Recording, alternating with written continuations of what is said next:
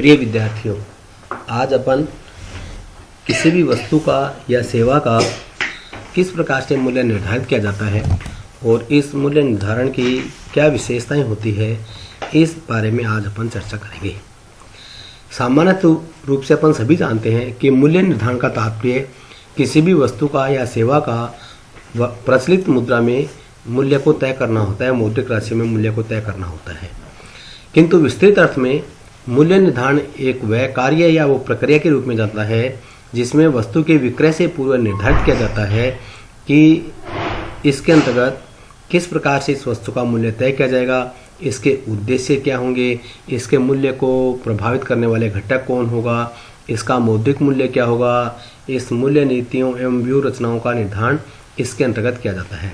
अर्थात सामान्य रूप से सामान्य व्यक्ति के लिए तो केवल मूल्य निर्धारण का तात्पर्य किसी वस्तु का मौद्रिक मूल्य तय करने से होता है, किंतु व्यावसायिक गतिविधियों के दृष्टिकोण से अगर अपन देखें तो किसी भी वस्तु का उत्पादन करने से पूर्व ही मूल्य निर्धारण बेसिकली एक वह प्रक्रिया है जिसमें इस बात का पता लगाया जाता है कि हम जो इसका मूल्य तय कर रहे हैं, इसके ऑब्जेक्टिव क्या है, इससे क्या हमारी संस्था का रिटर्न मिल पाएगा कि नहीं मिल पाएगा, बाजार में इसकी स्थितियाँ क्या है, इसके स्ट्रेटेजीज क्या है, ये सारी बातें इस मूल्य निर्धारण के अंतर्गत की जाती है।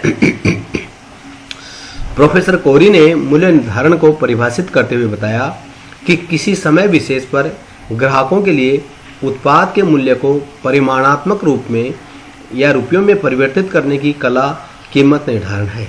अर्थात कोरी ने बताया कि जो मूल्य निर्धारण है वो किसी टाइम विशेष के लिए होता है। जो टाइम विशेष है वो परिवर्तित हो सकता है, वो बदलता रह सकता है। और उसने बताया कि जो इसमें जो एक उत्पाद है, उस उत्पाद की जो प्राइसिंग है उसको आप रुपयों में जो चेंज करते हैं, कन्वर्ट करते हैं, उसको जो रुपयों में चेंज करने की जो कला है वो अपन मूल्य निर्धारण के रूप में मानते हैं।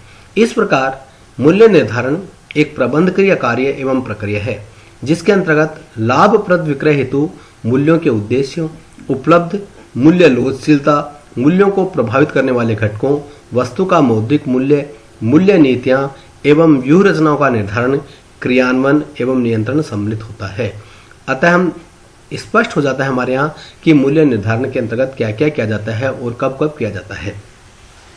अब अपन जो बातचीत करेंगे वो बातचीत करेंगे कि मूल्य निर्धारण की मुख्य विशेषताएं क्या होती है। उपयुक्त परिभाषा के अध्ययन से स्पष्ट होता है कि जो मूल्य निर्धारण है वो वस्तु या सेवा का मौद्रिक मूल्य में या चलन मुद्रा में या रुपयों में उसका मूल्य निर्धारण किया, भारतीय संदर्भों में रुपयों में उसका मूल्य निर्धारण किया जाता है। दूसरी बात यह है कि मूल्य निर्धारण जो है वो किसी वस्तु कार्य, किसी वस्तु या सेवा का जो विक्रय किया जाता है उससे पहले उसका मूल्य तय किया जाता है।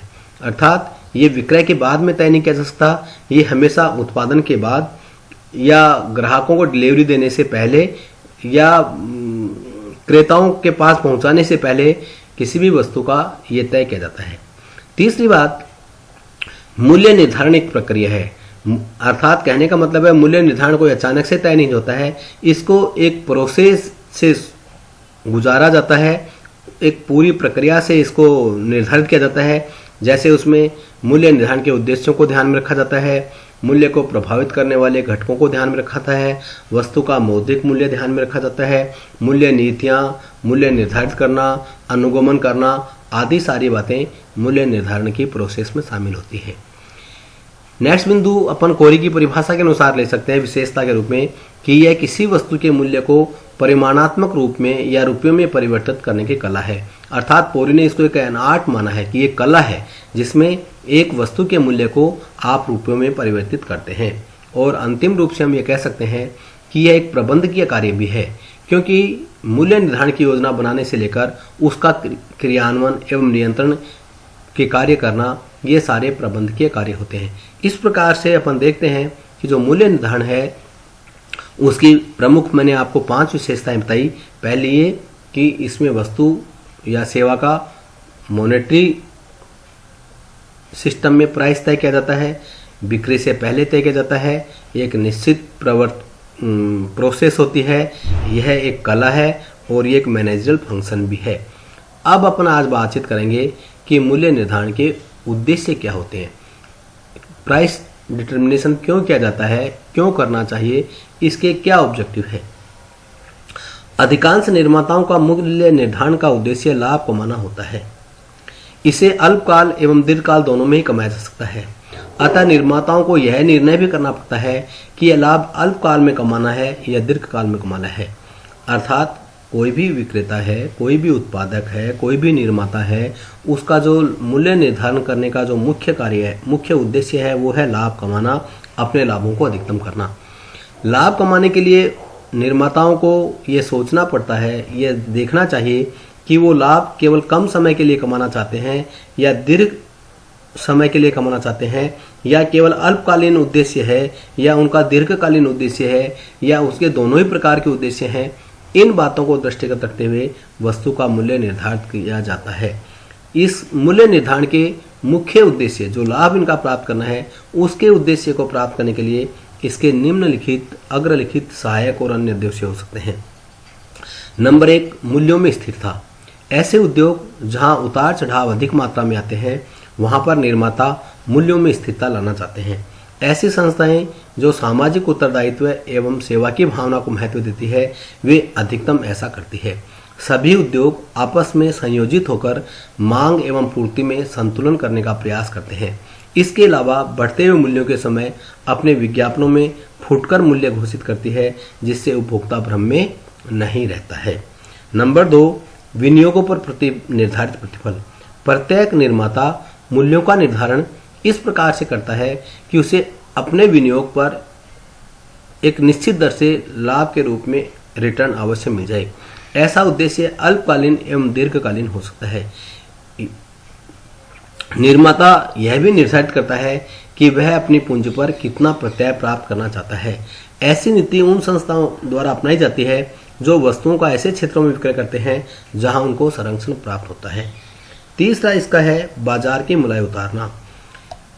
इस मूल्य निर्धारण की इस नीति में वस्तु को बहुत ऊंचे मूल्य पर बाजार में प्रस्तुत किया जाता है ताकि बहुत अधिक लाभों के रूप में बाजार की मलाई उतारी जा सके। किंतु इसके लिए आवश्यक है कि वस्तु नई हो, उसकी प्रतिस्पर्धी वस्तुएं बाजार में उपलब्ध नहीं हो, क्रेता अधिक मूल्य से प्रभावित न होते हैं। इनके अभाव में मूल्यों में परिवर्तन किया जाता है। बाजार मुलाई उतारने में वैसे जो मोनोपोलिस्टिक सिस्टम होता है, न्यू वस्तु होती है, तभी ये संभव होता है, और अन्यथा बाजार की जो कंपटीशन की स्थिति में ये मूल्य निर्धारण कभी भी संभव नहीं होता है। फिर होता है प्रतिस्पर्धा का सामना करना या रोकना। कई बार हम इस उद्देश्य से भी मूल्य निर्धारित करते हैं कि वर्तमान में जो कीमत बाजार में है और तो उसके अनुसार हमारा प्राइस पॉलिसिंग होती है। अगर या तो हम कोई प्रोडक्ट बाजार में उतार रहे हैं, नए तरीके से जा रहे हैं, तो जो बाजार में वस्तु चल रही है उसके बराबर या कुछ कंपनियां उससे कम अपना मूल्य निर्धारित करके अपनी प्रतिस्पर्धा का सामना करना चाहती है। फिर है लाभों को अधिकतम करना। जैसे मैंने अभी आपको ऊपर बताया, पहले बताया कि किसी भी कंपनी का, निर्माता का, विक्रेता का, उत्पादक का मुख्य उद्देश्य होता है अपने लाभों को अधिकतम करना। तो इसके लिए वह सोचते कि किस प्रकार से मैं मूल्य का निर्धारण करूं कि मेरे जो लाभ है वो अधिकतम हो जाए। इसमें नेक्स्ट है वो है अस्तित्व की रक्षा। कई कंपनियां परिस्थितियों को देखकर अपने अस्तित्व की रक्षा के लिए मूल्य निर्धारण करती है। उदाहरण के तौर पर तीव्र प्रतिस्पर्धा, उपभोक्ता की आवश्यकताओं में परिवर्तन, उपभोक्ताओं की क्रय की क्षमता, वस्तु के अप्रचलित होने का भय, कुछ ऐसी बातें होती है जिनके आधार पर अपन ये देखते हैं कि कहीं कंपनी का अस्तित्व तो समाप्त नहीं हो जाएगा, प्रोडक्ट आउट ऑफ मार्केट नहीं हो जाएगा। इसलिए वह वस्तुओं का जो मूल्य है वो इस बात को दृष्टिगत रखते हैं कि हम बाजार में कैसे बने रहें, हम बाजार में किस प्रकार से टिके रहें।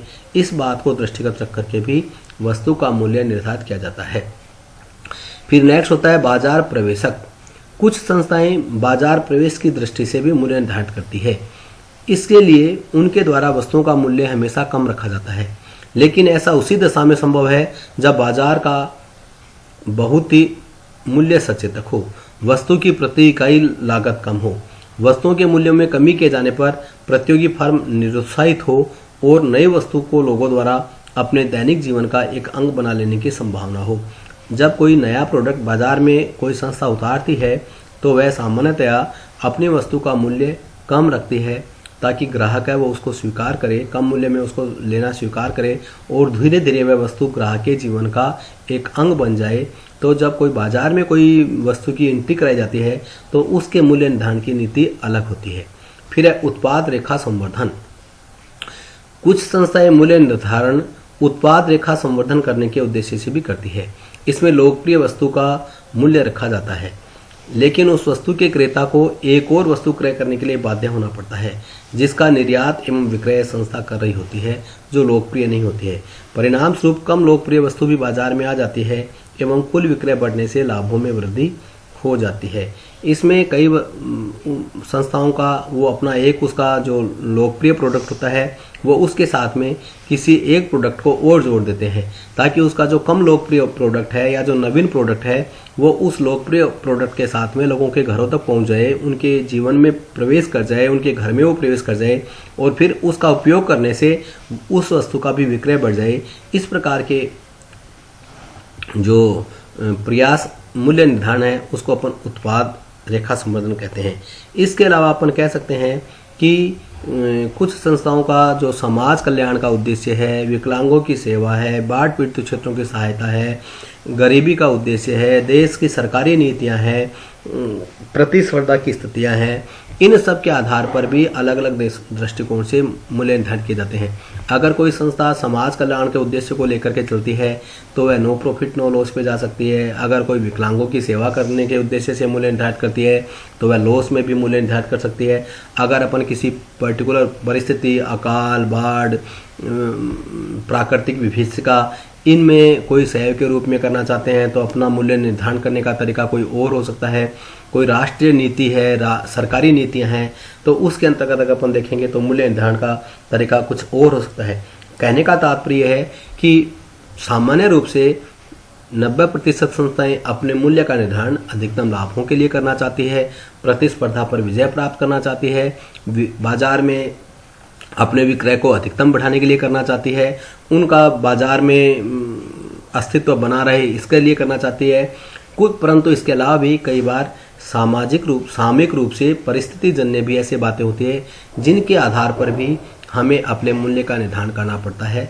तो आज अपने इस बात की चर्चा की कि मूल्य निर्धारण क्या होता है, इसके उद्देश्य क्या होते हैं, इसकी विशेषताएं क्या होती है, इन बातों को आज अपने पढ़ा।